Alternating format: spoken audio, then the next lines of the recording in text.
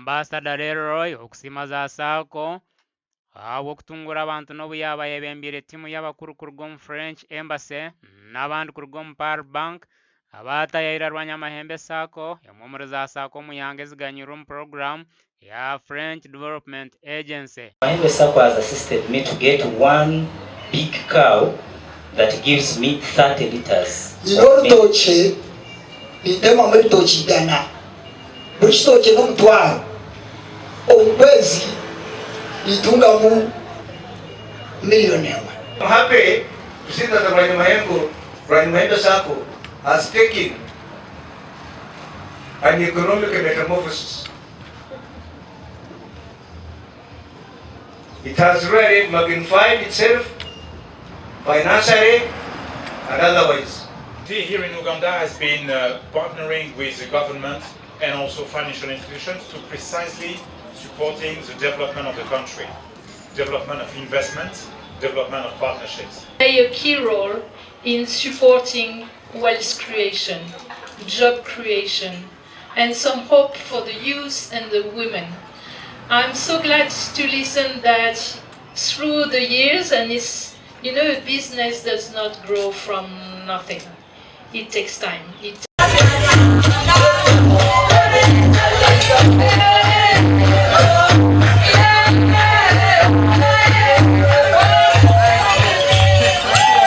Ambasada hona yagambe ubwanyuma yo kurura obujuruzi kuruga omu bamemba ba Rwanyamahembe SACCO abarimwo abahingi n'abarisa bayereka kubatungukire bari kukozesa sente zibeguriza omu Rwanyamahembe SACCO ahansi ya programu ya French Development Agency. This is exactly what we want to build, a long-term partnership that offers you some predictability, some confidence in investing in the long term. This is mainly an agriculture area. We support mainly farmers, we support women, we support the youth.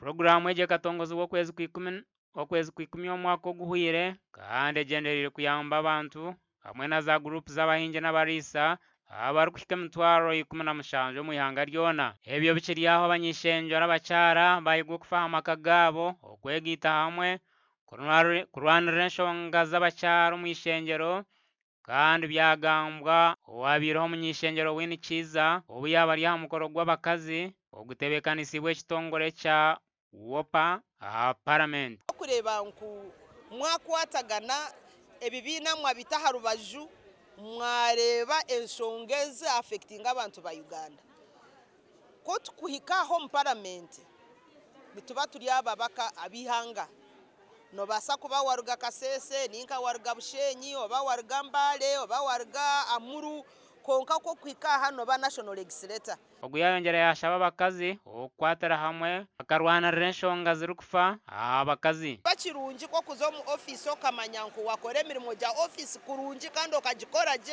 no mutima gumwe konko ori kumanya nko ina family nayo oyino kugifa barasinga emirimo yawe ori kumanya nko na family nayo wagifa kandi abanyishengera bahika ha mukoro ogu twagambaho nabo ebi nibyo batugambira ecyo tuyimisye amaraka gitu okurwanirira ihanga ryitu kandi na mnonga ahaka ahabukuba niye kuruga mu ihanga ryitu. Ona rebona sana byanyuma waje cyera speaker w'ishengero rya Uganda Jacob Both aha mukoro ogu yaasiima emirimo mirungi erigire mu kwegita oku. The numerical increment in the number of women in leadership must be matched by desirable qualitative impact of their leadership. As we embark on the first session of the 12th Parliament, I urge the members to be alive to the existential challenges that require legislation, budgetary and representative interventions. Voices are critical in advancing protections against violence, in strengthening social services, and ensuring the national resources are allocated fairly.